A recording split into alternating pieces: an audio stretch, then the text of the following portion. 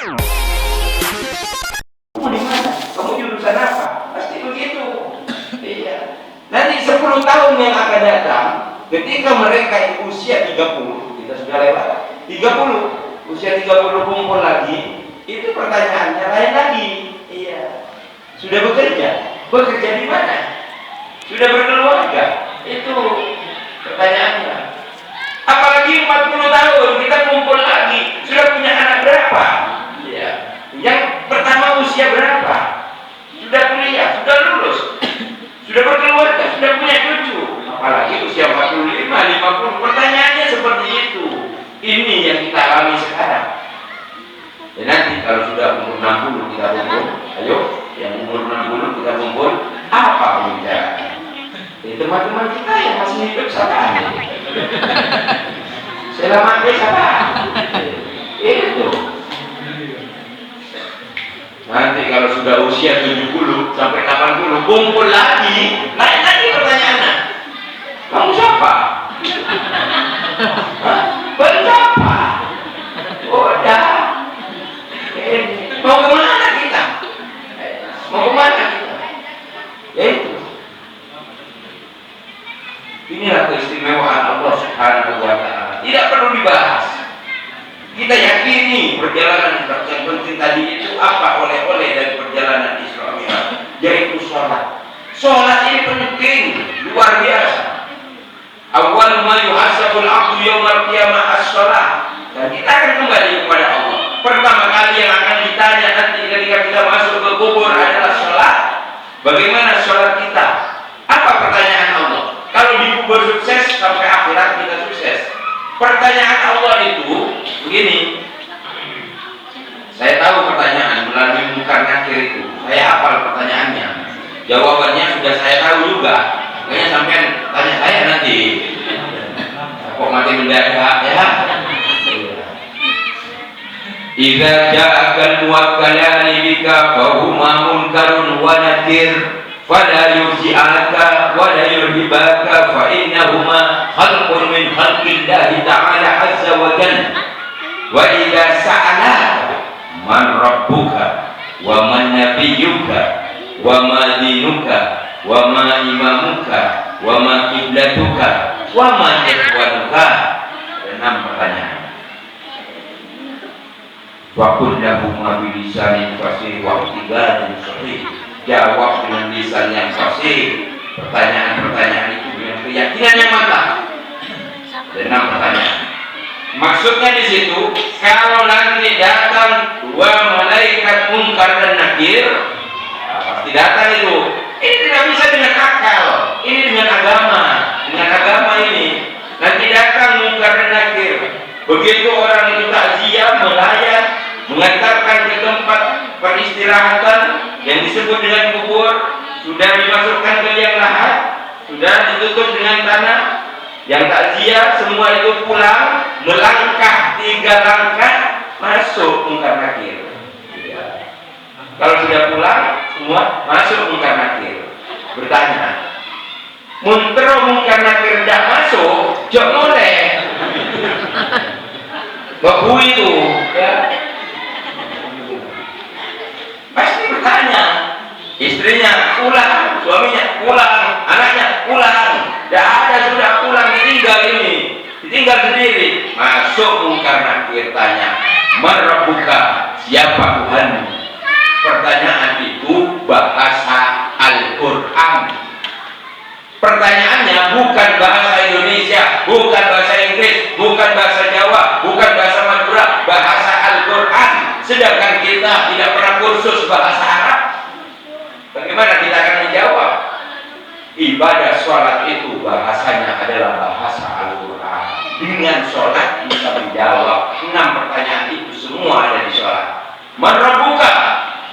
Bagaimana akan menjawab Allahu Rabbi kalau nggak pernah Allahu Akbar, Allahu Akbar, sami Allahu liman.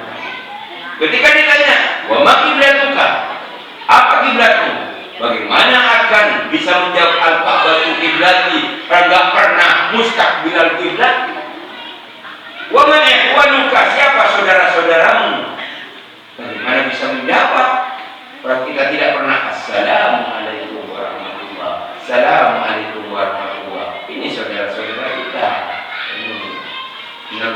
muslimina wal muslimat? Jawabannya ada di sholat.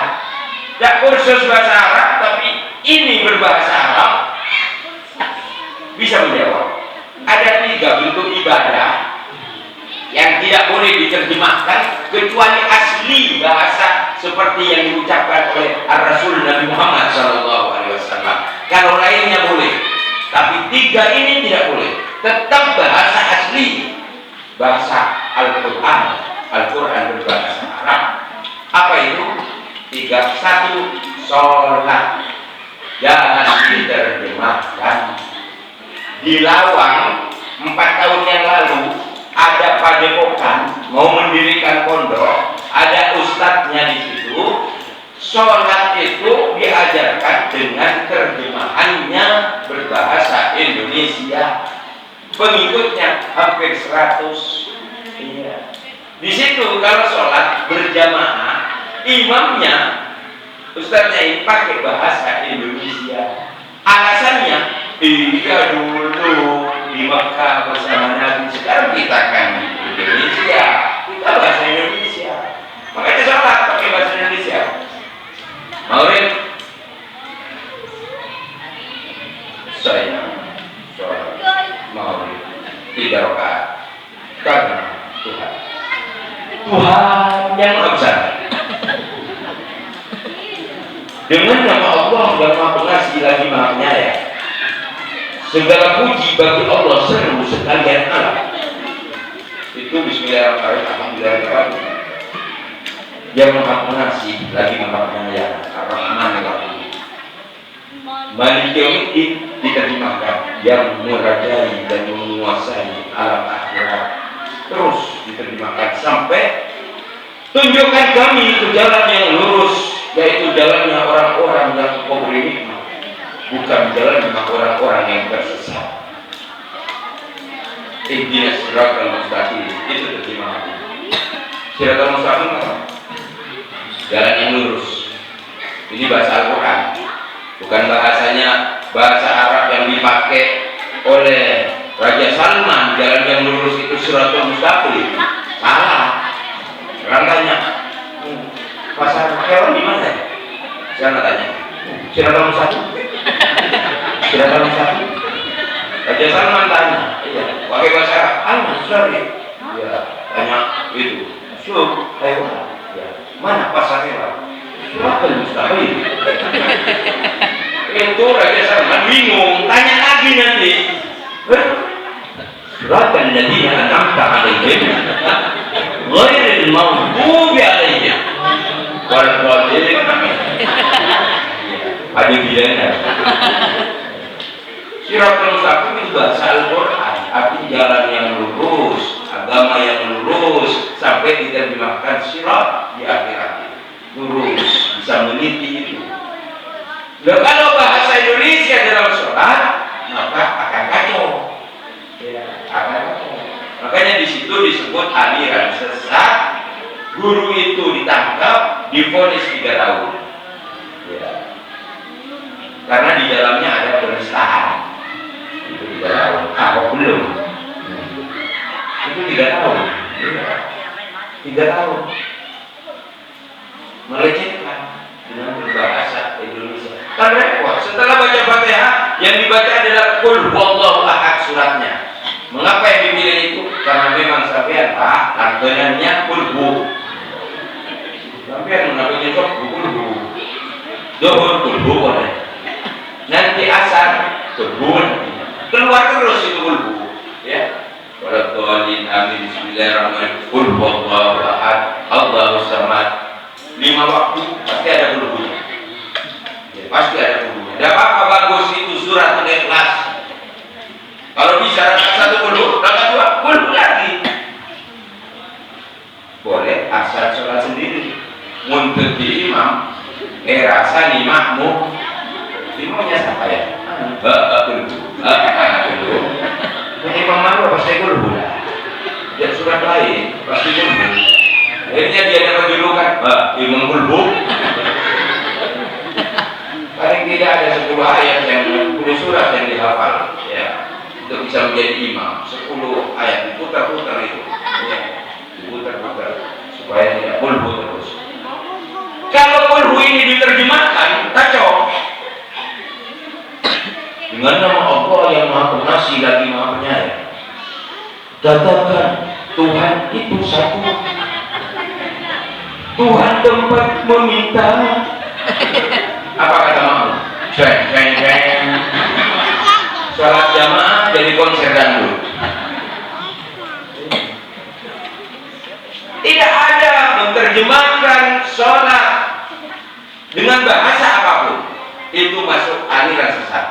Insya Allah di lingkungan Istana Mutiara tidak ada yang begitu, dan Istana Mutiara tidak butuh aliran sesat.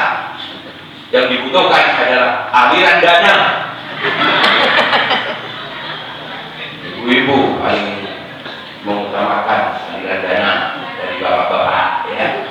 Masyarakat perlu aliran dana, musala perlu aliran dana, kan masih banyak yang akan dibangun ini, ya. Tempat wudhu, apa tempat bermain, apa tempat buku dan sebagainya.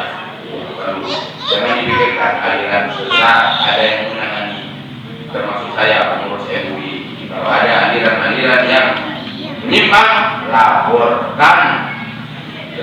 Kan hanya melaporkan saja. Ada penegak hukum ini, polisian ini, walaupun sudah polisi dan pengaruhnya masih ada.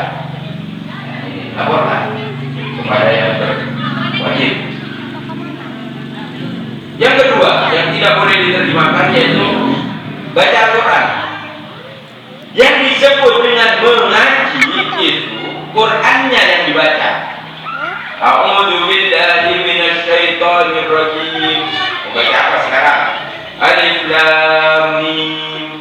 Dzalikal kitabu la raiba fihi hudal lil muttaqin. Dibaca aslinya. Paham tidak paham, ngerti tidak ngerti maksudnya, baca sudah.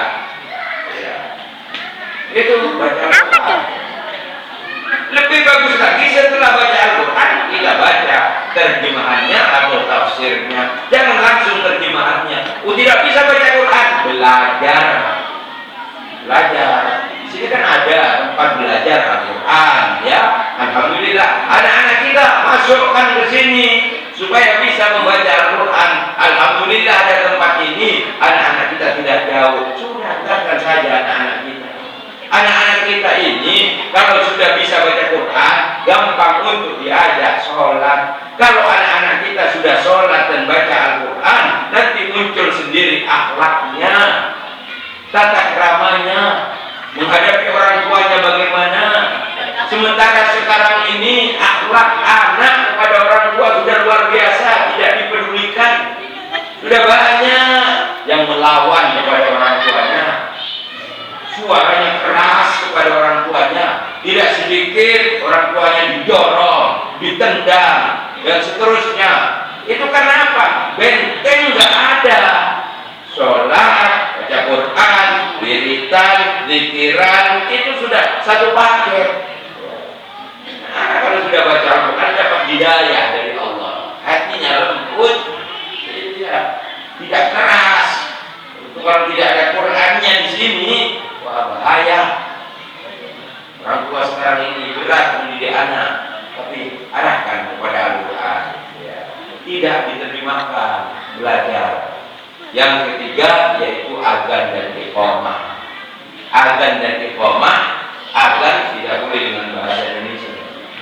Habib di tempat saya, Habib azan, jamaahnya tidak ada sama sekali. Apa tidak ngerti Habibnya artinya azan itu apa? Bagaimana Habib? Kalau saya terjemahkan waktu azan, ya coba ya, terjemahkan. Coba terjemahkan. Betul, maghrib. Tuhan Maha Besar, Tuhan Maha Besar. Itu dikeroyok orang. Masuk aliran yang tidak benar. Hayya 'alas shalah, marilah sembahyang. Marilah sembahyang. Untuk langkah awal supaya kita di akhirat bahagia. Sudah banyak-banyakkan ibadah kepada Allah, tapi kalau tidak sholat ditutup oleh Allah, tidak bisa.